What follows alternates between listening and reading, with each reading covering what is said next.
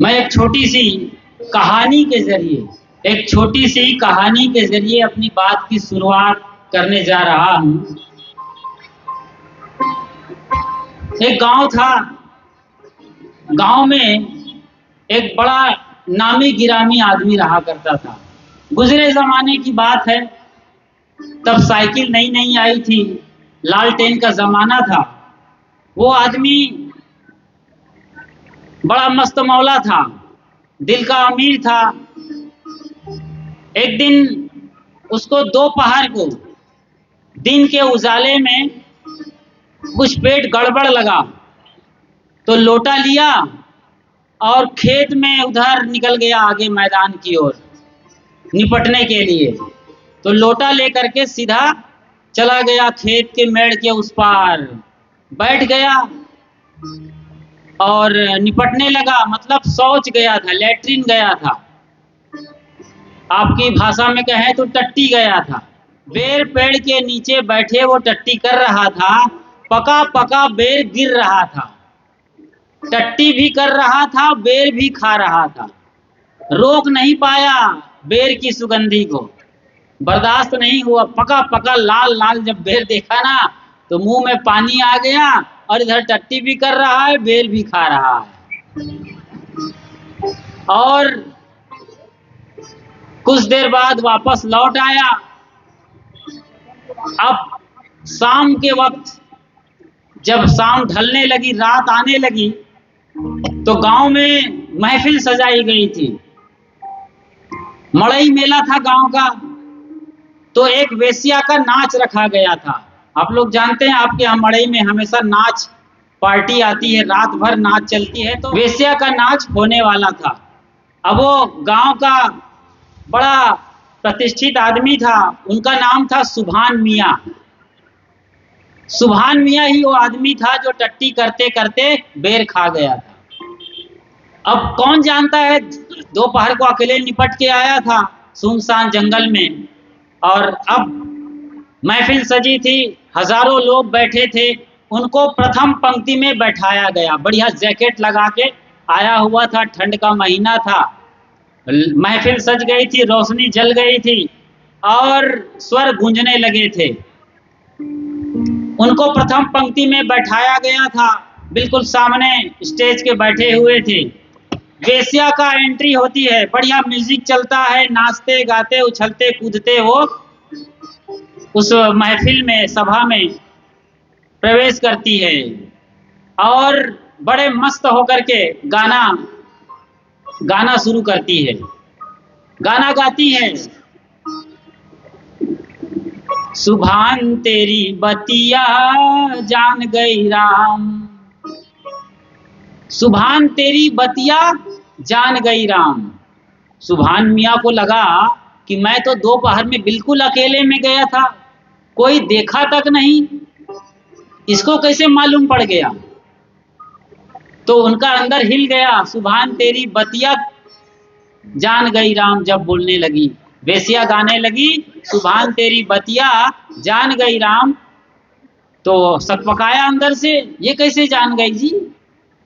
चलो कोई बात नहीं, बहुत दूर में कहीं देख ली होगी, दूर से दिख गए होंगे हम, तो कहीं हमारी पोल ना खोल दे सभा में, इसलिए एक बेशकीमती शाल ओढ़ रखा था, हजारों रुपए का पश्मीना शाल। उस शाल को उतार करके उसने वेश्या को बुलाकर दान कर दिया, ये शाल तुम्हारे लिए। उसको लगा कि शाल जब मिल जाएगी वेश्या को, तो मेरा पोल ये नहीं खोलेगी, मेरी बात दबा देगी। अब जैसे ही शाल मिली, वेश्या तो एकदम उचक करके उछल करके गाने लगी, सुभान तेरी बतिया जान गई राम। ये पहली लाइन उसने गाया था। दूसरी लाइन गाती है, सुभान तेरी बतिया कह दूंगी राम। अरे कह दूंगी, ये तो कह देगी, मतलब साल मिलने के बावजूद इनको कोई फर्क नहीं पड़ा, और ये मेरी पोल लगता है खोल ही देगी सभा में, बड़ी बेइज्जती होगी और मैं कहीं का नहीं रहूंगा, क्योंकि एक प्रतिष्ठित आदमी को ऐसी मतलब पोल खुले, आप समझ रहे हैं उन्होंने क्या किया था, बताने की जरूरत नहीं है। पोल यहाँ खोल देगी तो सारा उसका अभिमान स्वाभिमान जाता रहेगा, प्रतिष्ठा मिट्टी में मिल जाएगी। अपने आप को संभाला उसने, कहा ये तो लगता है खोल ही देगी। तो एक कीमती अंगूठी लगा रखा था उसने, सोने की अंगूठी थी, हजारों रुपए की थी, कोई 80-90 हजार की। वो निकालती है और वे सामने ही तो वेश्या नाच रही थी गा गा कर, सामने वो बैठे हुए थे। तो वेश्या को इशारा किया, वेश्या आई और उनको अंगूठी सौंप दी, ये तुम्हारे लिए इनाम में। उनको लगा कि मैं बढ़िया भजन गा रही हूँ, मैं बढ़िया गीत गा रही हूँ। पहली बार ऐसा हुआ है, गीत गाते ही, गीत की शुरुआत करते ही इतने शानदार इनाम मिल रहे हैं एक के बाद एक। और इधर वो सुभान मियाँ बिल्कुल डरा हुआ है, सहमा हुआ है, ये तो कह देगी क्या पता। तो अंगूठी दे करके कहीं ना कहीं अपनी पोल खोलने से वो रोक रहा है, एक घूस दे रहा है, एक तरीके से इनडायरेक्टली अपनी इज्जत को नीलाम होने से बचाने के लिए साल दिया, अंगूठी दिया। लेकिन जब कुछ ही मिनट के अंदर दो दो इनाम मिल गए तो वेश्या तो एकदम गगन मगन हो गई और आखिरी लाइन यानी तीसरी कड़ी गाने लगी। मस्त मगन होकर के तीसरी कड़ी गाती है और कहती है, सुभान तेरी बतिया कह रही हूँ राम, कह रही हूँ राम। मतलब अब तो पूरा पोल खुलने ही वाला है, कोई मौका नहीं है। सुभान तेरी बतिया कह दूंगी राम, तब तक कुछ गनीमत था, कह दूंगी, गी लगा मतलब भविष्य काल में बात आती है, कहेगी, कोई जरूरी नहीं कहे कि ना कहे, लेकिन संभावना जता दिया था। शुरू में कहा था सुभान तेरी बतिया जान गई राम, तो जान गई होगी। अब कह दूंगी राम के बाद कह रही हूँ राम, प्रेजेंट टेंस में कह रही हूँ, है, हूँ, ये सब जहां आए तो प्रेजेंट टेंस मतलब अब कहने ही वाली है। अब अपने जेब को टटोलता है, कुछ नोटों का बंडल लेके आया होगा, तो नोट का बंडल निकालने के लिए सोचता है कि निकाल के दे दूं क्या, और उधर वो कह रही है कि सुभान तेरी बतिया कह रही हूँ राम। तो नोट निकालते निकालते एकदम सुभान मियाँ खड़े हो गए। अरे क्या कह दोगी, बताइए, सोचो जरा, ये आपके मन की दशा है, ये सबके साथ होती है बात। वो कहते हैं सुभान मियाँ सरेआम खड़े हो करके, अरे क्या कह दोगी, यही तो कहोगी ना कि सुभान मियाँ टट्टी करते करते बेर खा गए, कि और कुछ कहोगी। वेश्या की जात, ना अपनी इज्जत का डर है, ना दूसरे की इज्जत का कोई लिहाजा मर्यादा है, और अपनी इज्जत स्वयं सुभान मियाँ सरेआम नीलाम कर दिया। वेश्या एकदम ठगमारी रह गई। उस वेश्या ने कहा कि मुझे तो मालूम ही नहीं है कि यहाँ कोई सुभान मियाँ नाम का आदमी बैठा हुआ है, मुझे नहीं मालूम कि आपका नाम सुभान मियाँ है, और आपने क्या किया है मुझे कोई मालूम नहीं है, तो क्यों गा रही हो।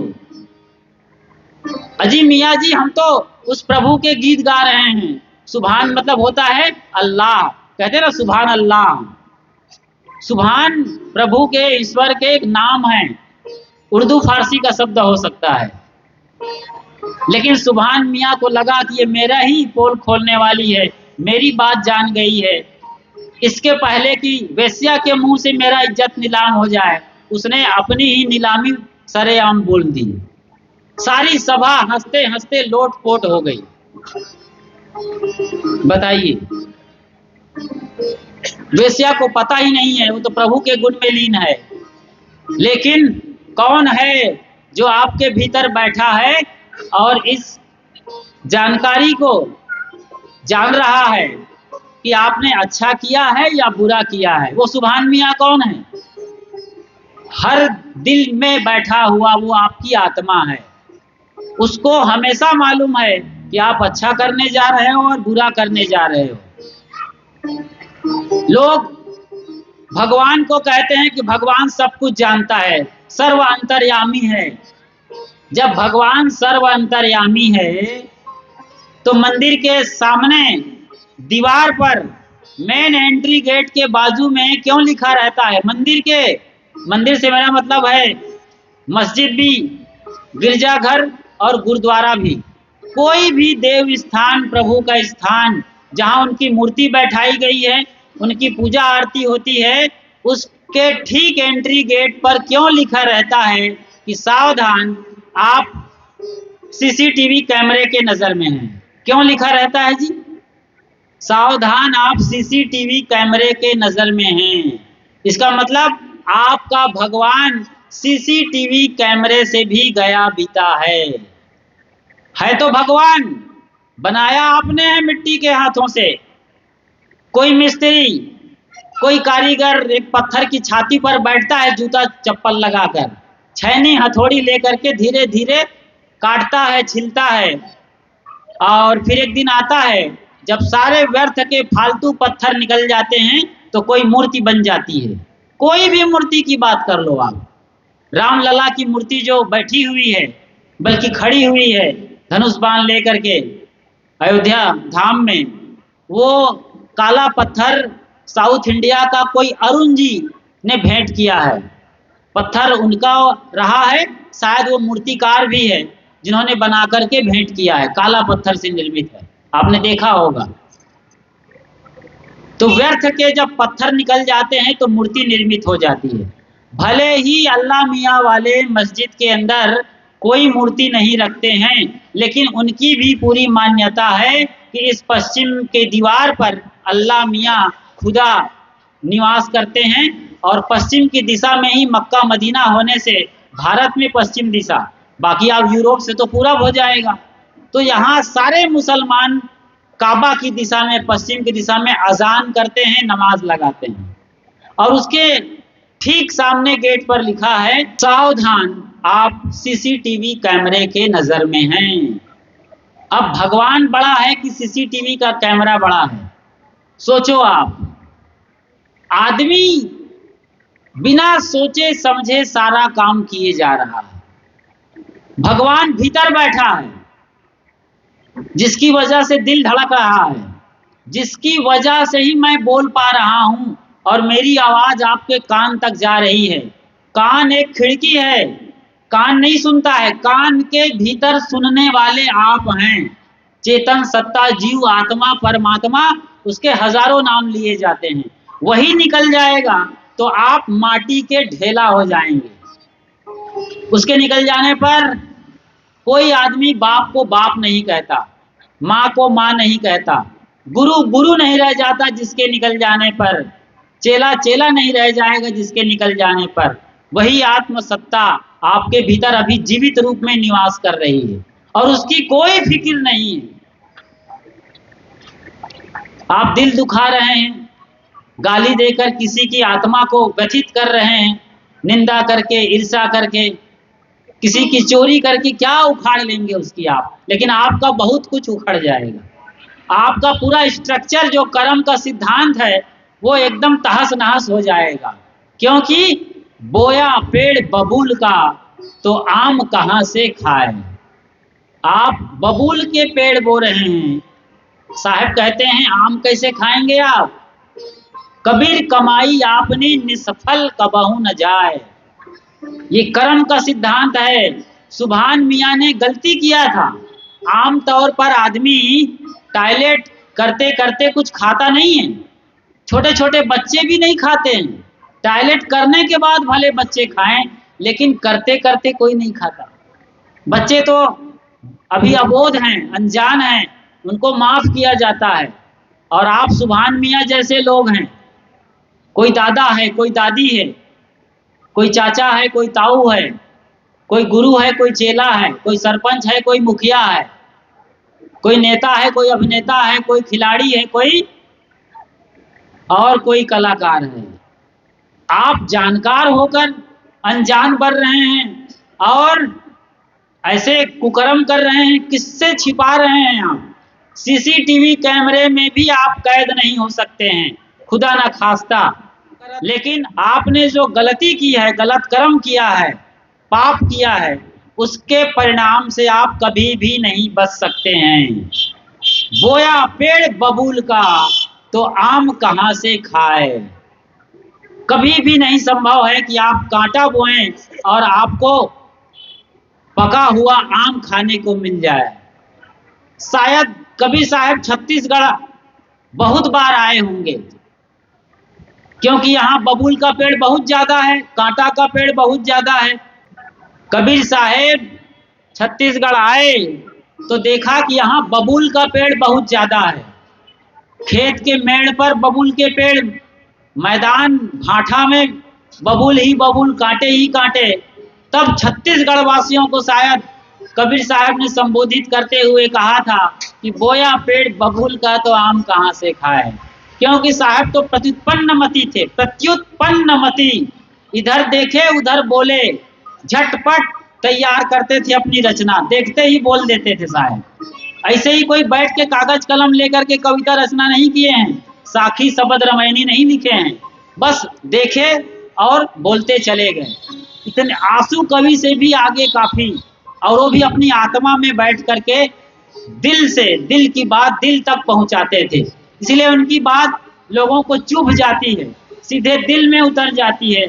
साहब कहते हैं बोया पेड़ बबूल का तो आम कहाँ से खाए। संभव नहीं है। सुभान मियाँ ने गलती किया था, टट्टी करते करते बेर खा गए थे।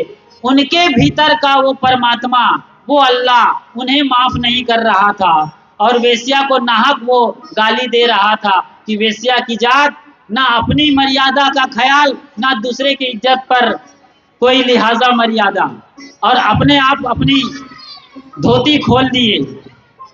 जबकि साहब ने ये भी कहा है बीजक में, अपनी जांग उघार के अपनी कहीं न जाए।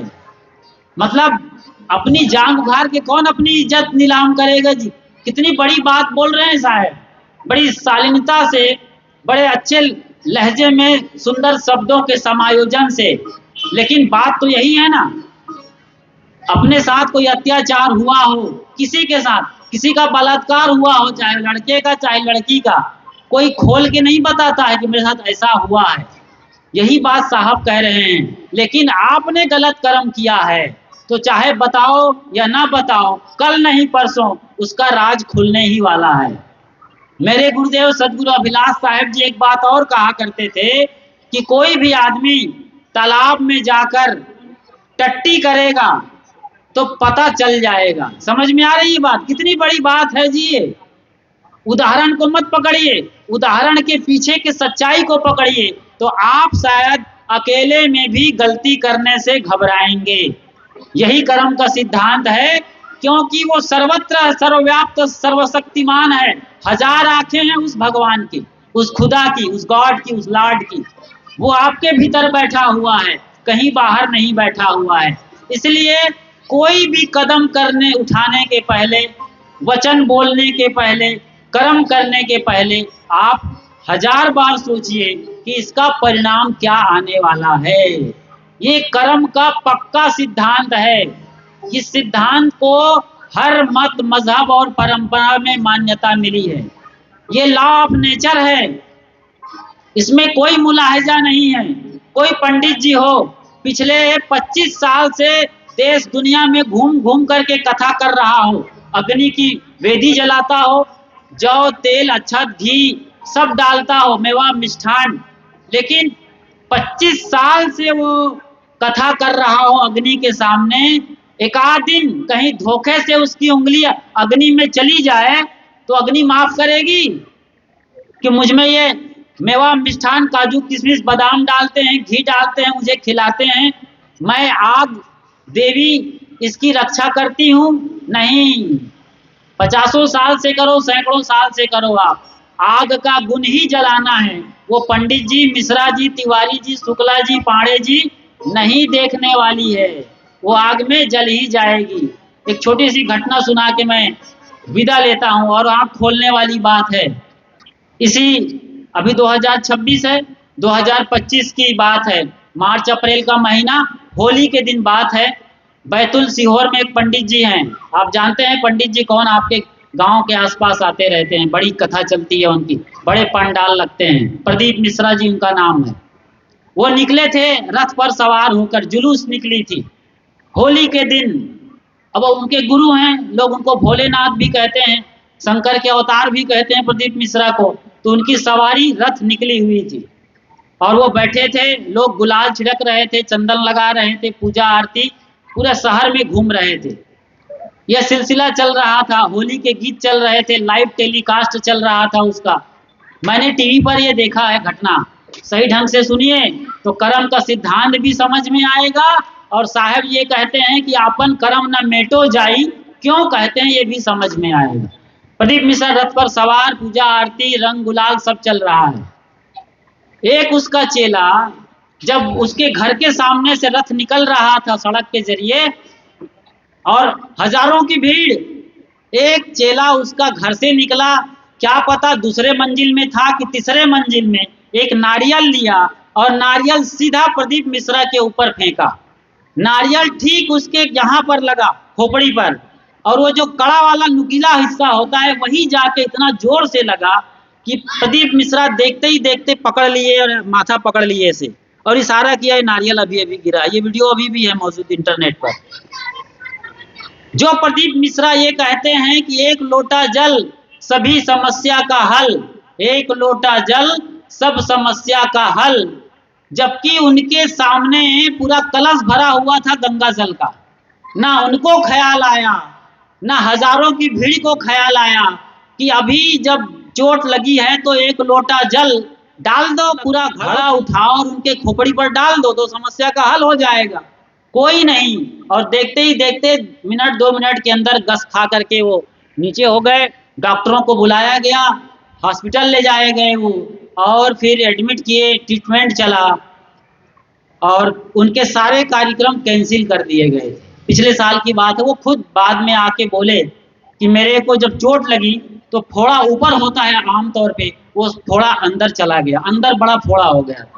सोचिए, वहीं पानी रखा है लेकिन नहीं डाला गया, क्योंकि ये बिल्कुल झूठा मंत्र है। इसका कर्म सिद्धांत से कोई लेना देना नहीं है कि एक लोटा आप शंकर के चिन्ह पर डालते रहो, शिवलिंग पर, शिव मंदिर के अंदर, और आपके बच्चे पास हो जाएंगे। वो बेलपत्ती चिपका दो शहद लगाकर। वो खुद कहते हैं साल भर लड़का ना पढ़ता हो, लेकिन परीक्षा के दिन चला जाए आप, बच्चे को लेकर बच्चे से बोलो बेलपत्ती पर शहद लगा के शिवलिंग पर चिपका दो, और बेटा आपका बड़े अच्छे नंबरों से पास हो जाएगा। मान लो मेरिट में आ गया तो मैं उसको ले जाऊंगा Guinness book of world record में। बच्चा साल भर खेला है, इंटरनेट में, क्रिकेट में रहा है, फिल्म वीडियो सब देखता रहा, पढ़ाई कुछ नहीं किया, लेकिन मेरिट आ जाए तो मैं खुद उसको ले जाऊंगा Guinness book of world record वालों के पास और कहूंगा कि बिना पढ़े केवल बेल पत्ती चिपकाया शहद लगाकर शिवलिंग पर लड़का पास हो गया है। पूरी दुनिया लोहा मान लेगी। जो एलान मस्क है उनको अवार्ड देंगे, नासा वाले ले जाएंगे, इतना वैज्ञानिक बच्चा आया है कि शहद लगाओ शिवलिंग पर और मेरिट में आ जाओ। फिर काहे को कॉलेज, काहे को पढ़ाई, काहे को कंपटीशन, इतने क्यों खोटा खर्चा करेंगे बड़े बड़े पब्लिक स्कूल के अंदर। लेकिन ऐसा होता नहीं है। सोचिए जरा, इस बात को समझिए। ऐसा कुछ नहीं है, कहने सुनने में अच्छा लगता है, एक लोटा जल सभी समस्याओं का हल। अरे शिव जी तो स्वयं भोले भंडारी हैं, उसके सिर पर जटा धारी हैं, गंगा लहरी विराजमान है, उस पर क्या खोपड़ी पर पानी डाल रहे हो? अपनी खोपड़ी पर पानी डालो। आप ये सिखाना चाहिए प्रदीप मिश्रा को कि आप ठंडे और कूल माइंड के रहो। अपने इंद्रियों पर पानी डालो, जहां आग लगी हुई है, वासना की आग लगी है, उन इंद्रियों पर पानी डालो। शांत, कूल और स्वस्थ मन मस्तिष्क से भजन भक्ति करो, सच्चे सदगुरु संतों की सेवा करो, तो बेड़ा पार है जीते जी। ये बात आप पढ़ेंगे तो पुराणों में लिखा है, लेकिन ये बात बोली नहीं जाती है। ऊपर ऊपर की बातें बता दी जाती हैं जिन पे जनता रिझ जाती है, और ऐसी हवा हवाई बातों में, कारण कार्य व्यवस्था की विपरीत बातों में जनता जल्दी रिझती है, और सब चमत्कार को नमस्कार करने वाली दुनिया है। यथार्थ वो तो सदगुरु संतों के ऐसे मंच पर मिलेगी जहां सत्य सिखाया जाता है, अनुभव की बात कही जाती है, अनुमान की नहीं, प्रत्यक्ष प्रमाण की बात होती है। तो मैं कह रहा था कर्म का सिद्धांत इतना पक्का है, इसलिए आज के बाद आप संकल्प लें कि अकेले दुकेले जब भी मौका आए आप हमेशा गलत कर्म से बचें, पाप कर्मों से बचें। बच्चों को सिखाएं आप। बच्चों को मंदिर नहीं चाहिए, बच्चों को आपकी शिक्षा चाहिए, सद्ज्ञान चाहिए। मंदिर मजे से जाओ, आप पूजा करो, आरती करो, मैं मना नहीं करता, लेकिन कर्म सिद्धांत भगवान ने खुद कर्म किया है, उसको पढ़ो, उसको सिखाओ, उसको बताओ। यही बातें बताई जा रही हैं। जो भी आपके श्रेष्ठ और पूज्य हैं उनके जीवन दर्शन को पढ़ना चाहिए, पूछना चाहिए अपने भगवताचार्य कथाकारों से। उनके जीवन दर्शन को पढ़ो, सुनो, समझो उनके द्वारा और अपने जीवन का कल्याण करें आप। इन्हीं वचनों के साथ यहीं पर मैं अपनी वाणी को विराम देता हूँ। बोलिए सदगुरु कबीर साहेब की जय। आपके अपने पसंदीदा YouTube चैनल खुशहाल जिंदगी टीवी का मकसद है आपको वहां पर पहुंचाना, उस शिखर पर बिठाना जिसके लिए आपका जन्म हुआ है। धर्म के नाम पर केवल पोंगापंथी और दकियानुसी विचारों में ना अटके रहें, न ही किसी कर्मकांड, पाखंड, ढोंग, ढकोसले, भ्रम और अंधविश्वास तथा छू मंतर और जादू मंतर चमत्कार में उलझे रहें। इसके लिए जन्म नहीं हुआ है। ये तो बिल्कुल सतही बातें हैं, बच्चों का खिलौना है। आपको सम्राट होने के लिए जन्म मिला हुआ है। आप अपने जीवन में उस शिखर को हासिल कर सकते हैं जिसे बुद्ध, महावीर और कबीर ने हासिल किया था। उसी शक्ति और सत्ता की आत्मा आपके भीतर बैठी हुई है, उसी को जानिए और उनको धुंधला करने वाले, उनको धूमिल करने वाले जो भी विचार हैं, जो भी परंपरा है, उनको बिल्कुल बेनकाब करिए। बहुत सुंदर आपने हमारा पूरा साथ निभाया और आखिर तक इस वीडियो में आपने देखा और समझा तो ये जाना है कि किस तरीके से आपको लोग धर्म के नाम पर बरगला रहे हैं और भटका रहे हैं। सभी मत, मजहब और परंपरा के जो अगुआ लोग हैं, जैसे हिंदू धर्म में पंडित और पुरोहित, मुस्लिम बिरादरी में मुल्ला और मौलवी तथा ईसाई मिशनरी में उनके अपने पंडित हैं, पोप और पादरी, ये सब भटकाने वाले हैं। इनको सत्य से कोई मतलब नहीं है। ये आपको सांत्वना देते हैं बस, और सांत्वना के बदले बड़ी मोटी रकम से अपनी जेब भरते हैं, अपनी ज़िंदगी चलाते हैं, घर परिवार पालते हैं और स्विस बैंक में अपना सारा पैसा जमा करते हैं। तो आप सोचिए ज़रा, कहाँ आप अपना पैसा फेंक रहे हैं? गलत जगहों पर। आप इससे बेहतर होगा कि किसी गरीब को खिलाइए, किसी दिन दुखियारा की खुद जाकर मदद करिए और मानवता को जगाने वाले मिशन में काम करिए। तब जाकर के आपका इस तरीके से जीना और धर्म करना सार्थक होगा। खुशहाल जिंदगी यूट्यूब चैनल पर आप बिल्कुल नए हैं तो फौरन सब्सक्राइब कर लीजिए। यह एक निःशुल्क प्रक्रिया है। जैसे ही आप सब्सक्राइब करते हैं हमारा परमानेंट मेंबरशिप हासिल कर लेते हैं और इसके बाद बेल आइकन को प्रेस करते हुए, नोटिफिकेशन की घंटी बजाते हुए जब ऑल या सभी को सेलेक्ट कर लेते हैं तो जब भी हम लाइव आएंगे या नई वीडियो अपलोड करेंगे सबसे पहली सूचना आपको तुरंत मिल जाएगी। अपना और अपनों का ज़रूर ख्याल रखिए। शुक्रिया, साधुवाद और साहेब बंदगी।